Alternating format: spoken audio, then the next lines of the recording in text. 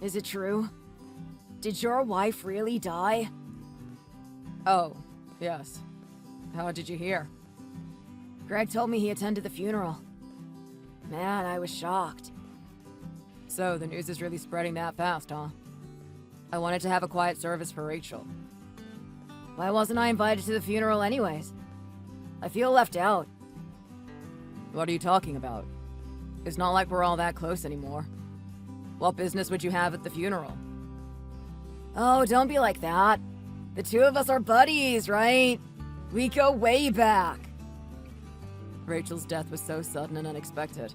I only called her close friends and family to the service. It wasn't exactly a public event. Rachel and I were also good friends in university, though.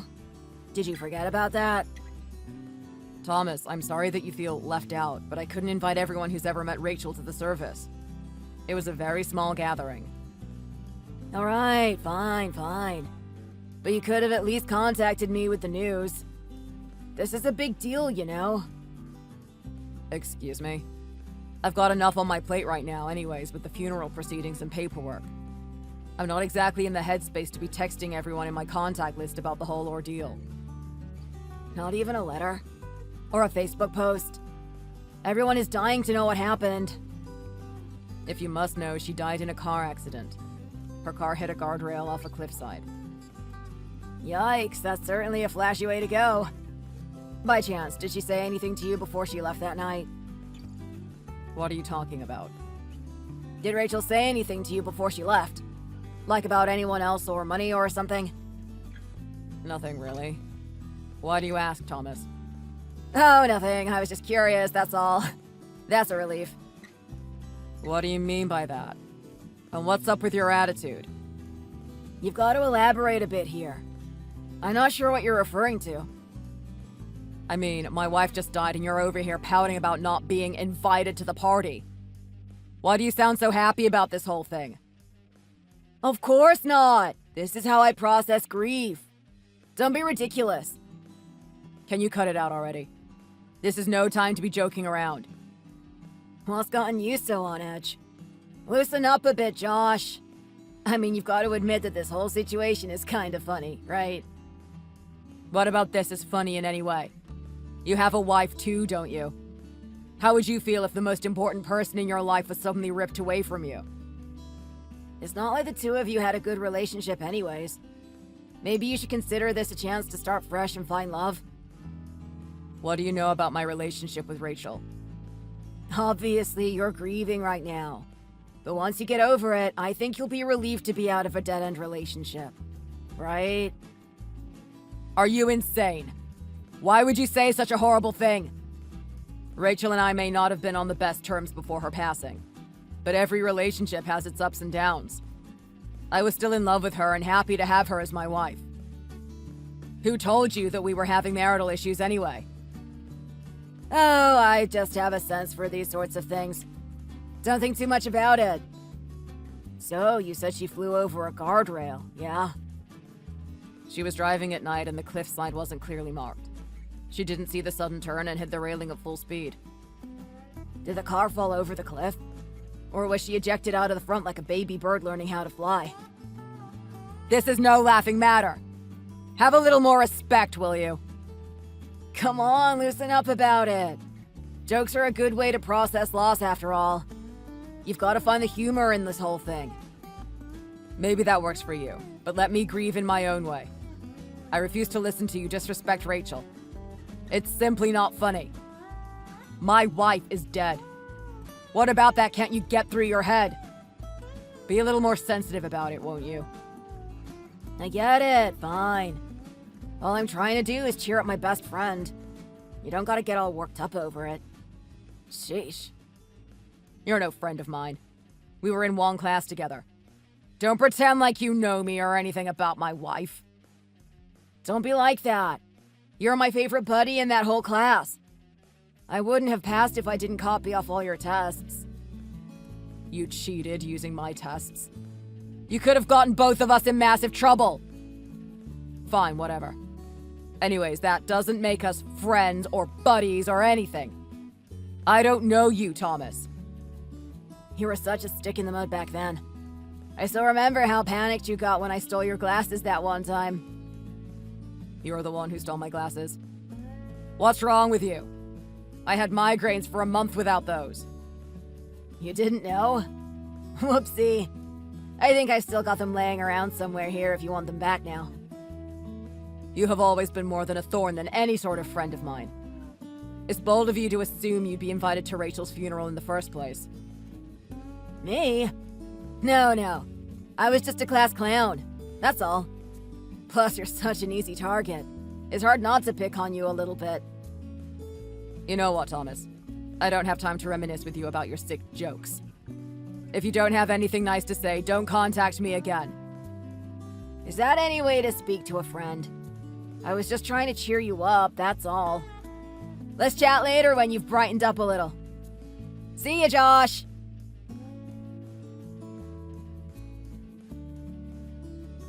My name is Josh Lewis. I'm a 29-year-old business contractor. Until last week, I was living a calm and simple life with my wife, Rachel.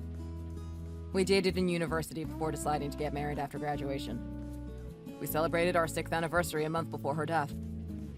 The year before her passing, Rachel and I grew apart somewhat. It always seemed like she had something on her mind and was just out of my reach. We stopped talking almost altogether, and she started going out at night without telling me. I felt powerless to stop her. I thought I would give her space and we'd eventually find each other again. But she was taken from me before we could reconcile. I mourn the loss of my wife, and I regret not having told her how much I loved her before she took the car that night. I wish I had a chance to talk to her one-on-one just one more time. I can't help but feel responsible for pushing her away. It's hard to move on when there are still words unsaid. I was in the process of filling Rachel's death certificate when Thomas contacted me out of the blue. Something didn't sit right with me about his nonchalant attitude, and also his knowledge about the accident. Due to his suspicious behavior, I contacted the police and asked them to investigate the scene of the accident. What we discovered there changed my perspective of my wife and altered the course of my life.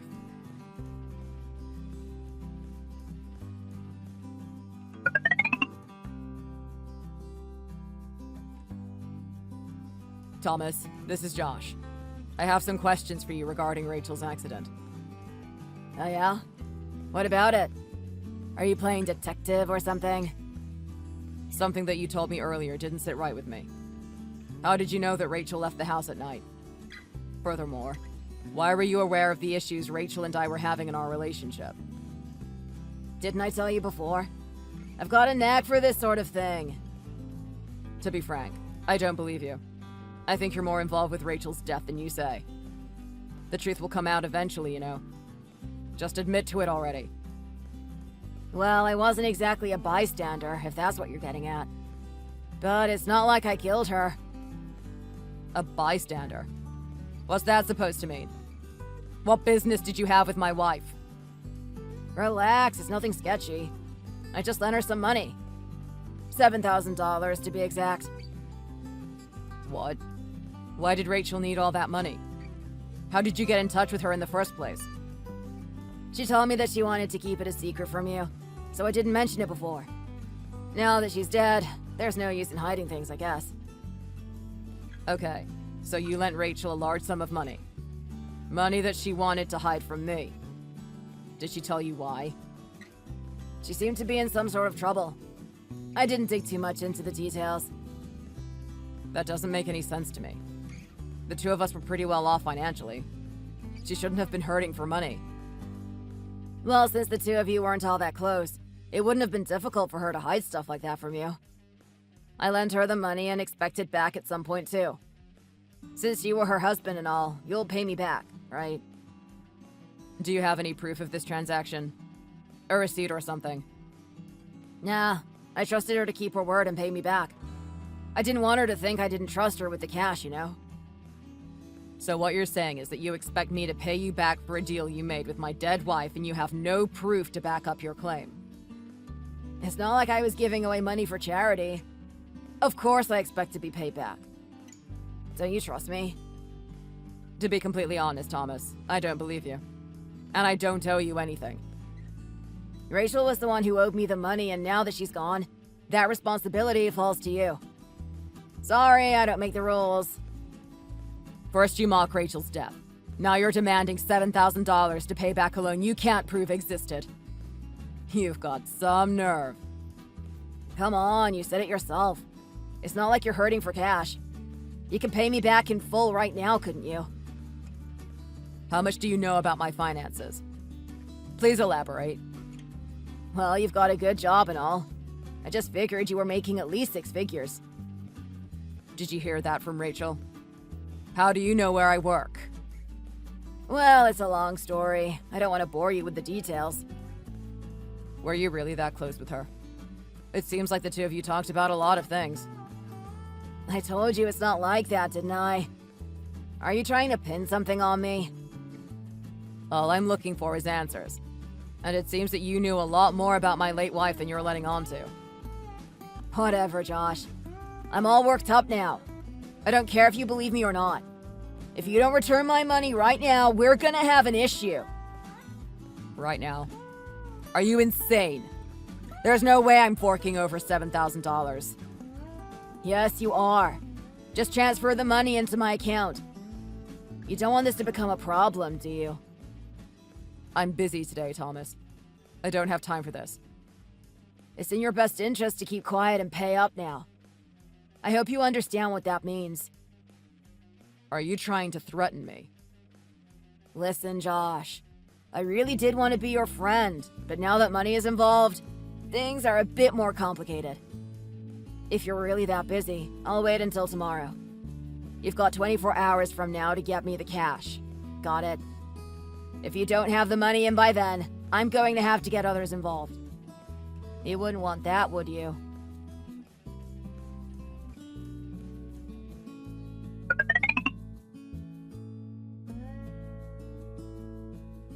Hey! Josh! What's up? Where's my money? You're late.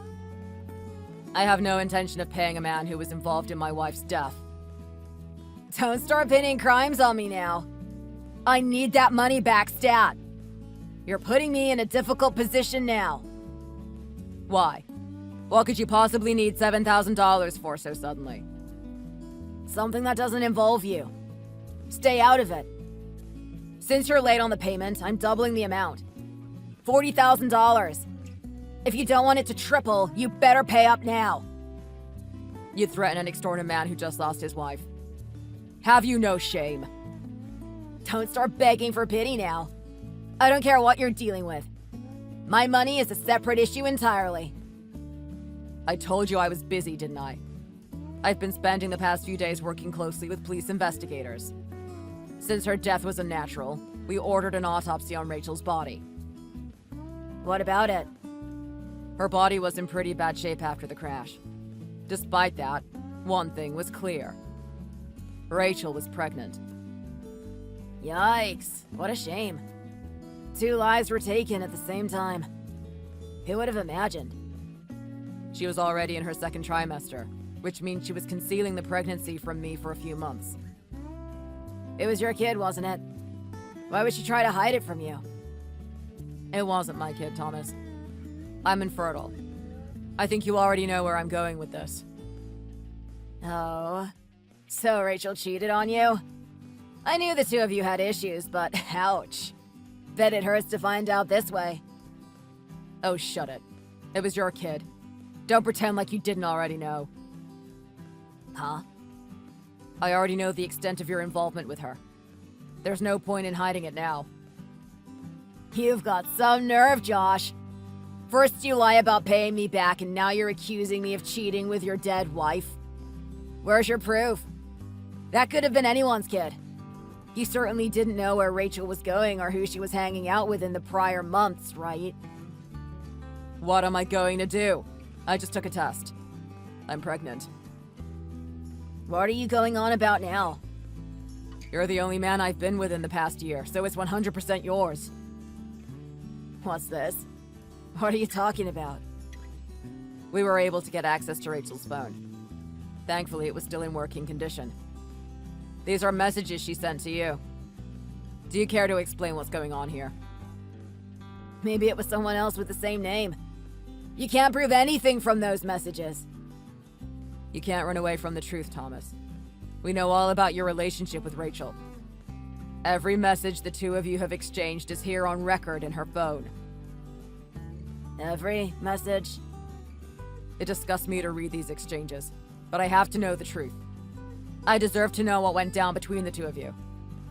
If you wouldn't have reached out in the first place, I never would have been suspicious of your intentions, you know? So, thank you for being so bad at covering your own tracks. Now I can learn the whole truth about my wife and her death. About those messages. How many have you read exactly? All of them. The police have seen them too. It's clear to all of us now that your actions led up to Rachel's death. I was only joking with her. I didn't expect her to actually do anything so stupid. If my wife finds out about this, my life is over. Get out of my hair, you hag. Go do everyone a favor and kill yourself. I didn't really mean it. I was just upset, that's all. I mean, we were just friends with benefits.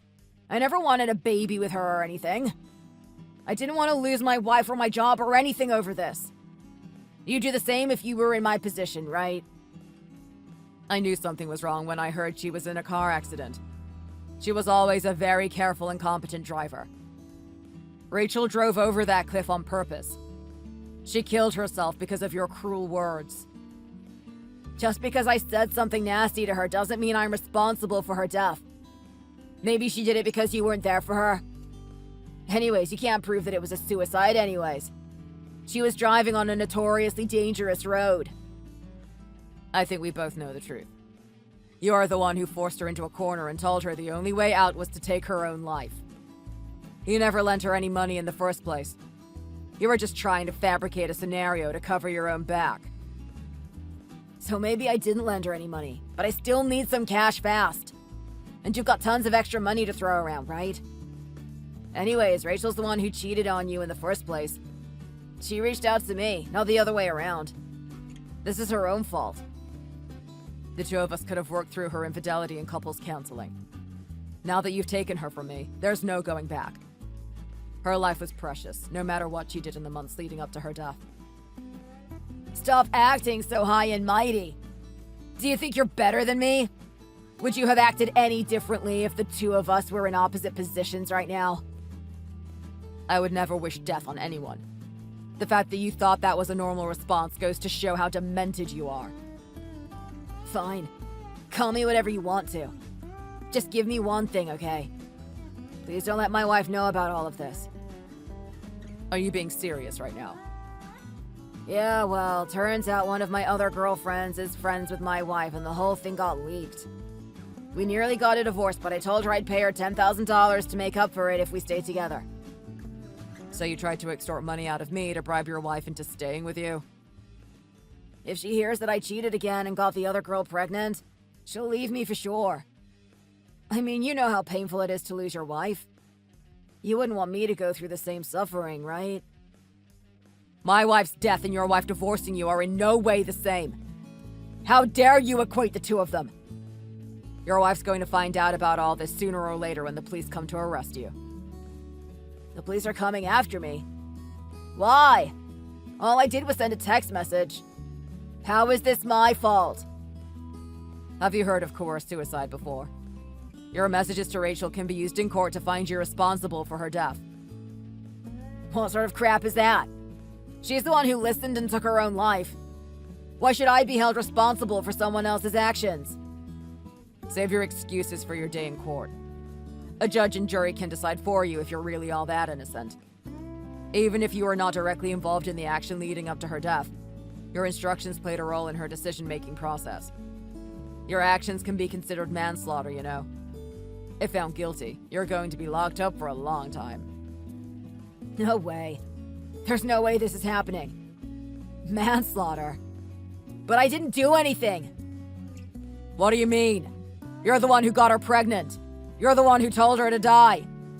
Take some responsibility for your own actions already. You're a coward and a disgrace. Leave me alone already. Can't we just let this go?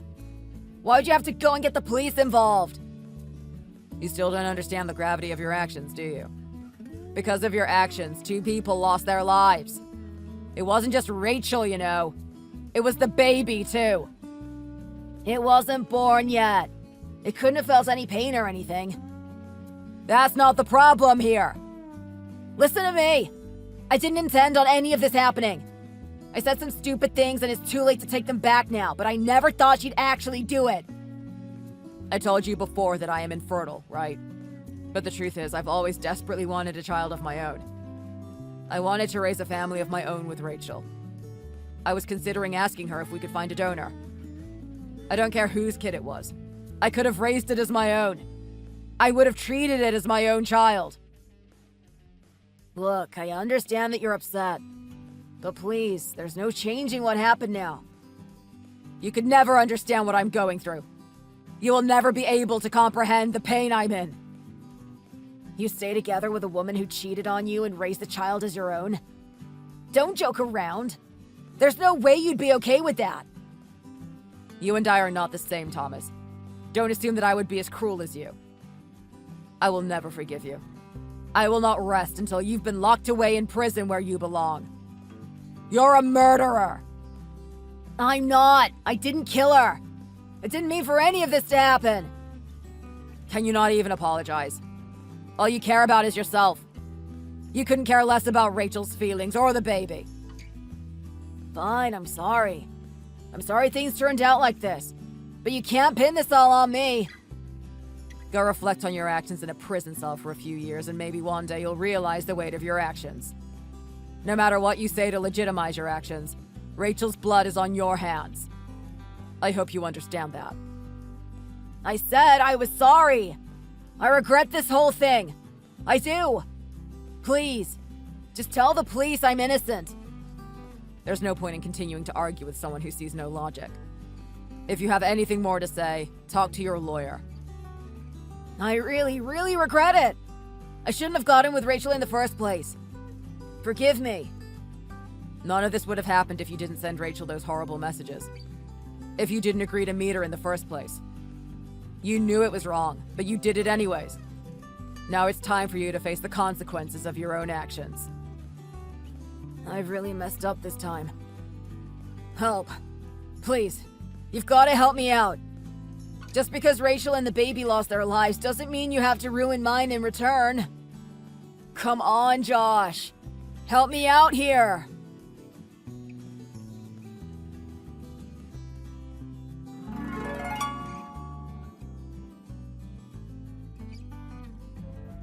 After that, Thomas was arrested on charges of coerced suicide based on my report and the evidence we found on Rachel's phone.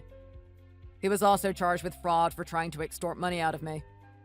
He was found guilty on both charges and sent to prison for the next 20 years. The jury was especially harsh in this case due to Rachel's pregnancy. His wife was able to divorce him before he was sentenced and has changed her name to avoid affiliation with him and his crimes.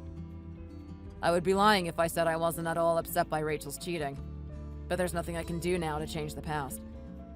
Maybe I should have done more to maintain our relationship in the first place. Maybe I should have reached out that night and stopped her from taking the car. I've been working through these complicated feelings in therapy. It has taken a lot of time and work, but I'm finally starting to feel like myself again. I took some time off from work to travel and have been focusing on finding the beauty in life. Things will never be normal again, but I'm trying my best to live and grow despite the loss. I will never forget about the time I spent with my late wife, nor will I forget about Thomas's actions or the cheating. But I'm finally ready to let that go and restart my life. 2 years after Rachel's death, I started putting myself out there and meeting people again. I hope to find someone to spend the rest of my life with.